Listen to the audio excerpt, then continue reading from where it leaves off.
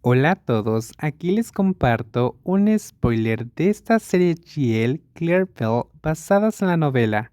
No dudes en suscribirte para estar al pendiente de los nuevos spoilers que traigo para ti.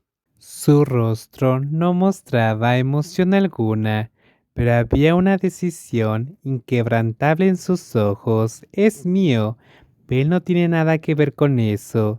La confesión de Claire llegó con una voz firme y suave, sin un temblor que le hiciera parecer como una mentira. El silencio a su alrededor se hizo aún más denso. Nadie lo esperaba. Ella continuó desafiando la lógica de la acusación. Compartimos celda, ¿por qué es ella la única a la que culpan? Belle lleva aquí tanto tiempo y nunca tuve problemas con las drogas. Hasta que llegué aquí, ¿no es obvio de quién es esta mierda? Oh, basta. ¿Estás jugando a la heroína ahora? Didi no se rindió, afilando sus palabras como un cuchillo. Todo el mundo sabe que Bell ya ha traficado con drogas. Hace unos días incluso recibió una visita del extranjero. ¿Quién puede garantizar que no fue para recibir drogas? Estás inventando conexiones que no existen solo para apoyar tu narrativa. Pero Didi se quedó de repente en silencio cuando el hijo del director de la prisión volvió a levantar la voz. Yo ordené silencio, ¿no? Entonces, ¿por qué la gente sigue gritando como si no fuera yo aquí? Su voz era firme e imponente, sin temor a posibles represalias. Didi, acostumbrada a salirse siempre con la suya, estaba visiblemente irritada. Las cosas no iban como ella quería. La joven agente entonces cerró su atención en los dos reclusos que tenía delante. Claire fingió indiferencia, aunque sabía que Bell podía no estar de acuerdo con que tomara la culpa. Todos lo notaron, incluso Didi. Pero Porch no se puso de parte de nadie, en cambio declaró con autoridad: hasta que se demuestre su culpabilidad, ninguna de ustedes está exonerado ni culpable. Y mientras yo esté aquí, nadie hará acusaciones sin pruebas. Esta marca de pasta de dientes se vende en la cantina de la prisión. Comprobaré si Crapat o Lalita compró algunos tubos, ya que es un artículo relativamente exclusivo. Porch hizo una pausa estratégica, mirando directamente a Didi, pero sus siguientes palabras fueron claramente dirigida a alguien que no sea ella. Podría ser un producto de contrabando para su venta ilegal aquí. Didi apartó la mirada, intentando no parecer sospechosa. Se había quejado varias veces al director Bichai de que su hijo se estaba cortando la ropa, sus planes de venta ilegal.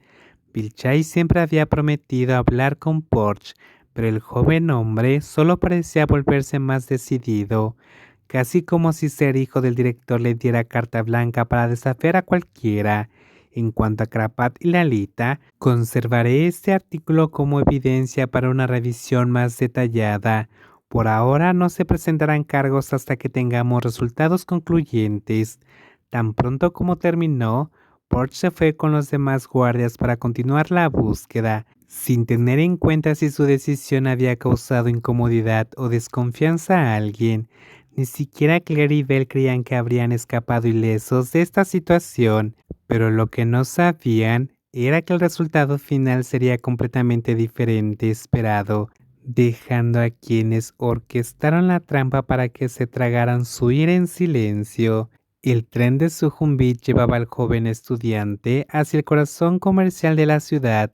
Era hora punta al final de la tarde, cuando estudiantes y trabajadores llenaban los vagones, creando un mar de cuerpos apretados. Incluso con el ir y venir constante paso de pasajeros en cada estación, Nate había asegurado un lugar cercano de uno de los pilares, cerca de la puerta. Sus auriculares inalámbricos la aislaron del ruido exterior, inmersa en su propia lista de reproducción. Pero esa inmersión tuvo un precio. No se dio cuenta de las miradas fijas en ella. Un hombre, unos 10 años mayor con la apariencia de un típico empleado de oficina, estaba observándola. gafas, una camisa de vestir azul claro, zapatos tranquilos de color crema y marrón, zapatos de cuero.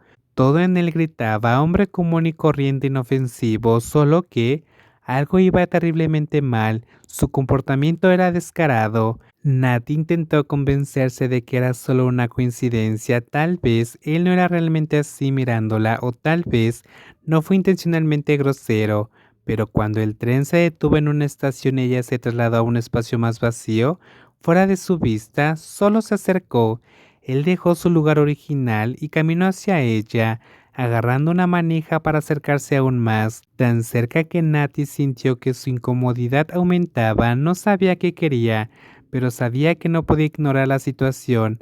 Había pasado por algo así antes. Con manos temblorosas, recogió su teléfono y escribió un mensaje a la única persona que podía ayudarla ahora mismo. Joe, estoy en el tren. Hay un hombre siguiéndome. ¿Podrías encontrarme en el tren, por favor? Estación. Cuando presioné enviar, Natty notó que el hombre le sonreía, una sonrisa que no llegó a sus oídos. Cada estación parecía una eternidad. El hombre levantó su teléfono celular repetidamente, como si le estaban tomando fotos escondidas. Natty se vio obligada a apartar la mirada y agacharse para escapar. Se odiaba por ello, por no tener el coraje de gritar pidiendo ayuda. Tenía miedo de ser juzgada, de que la llamaran dramática o paranoica, como la última vez.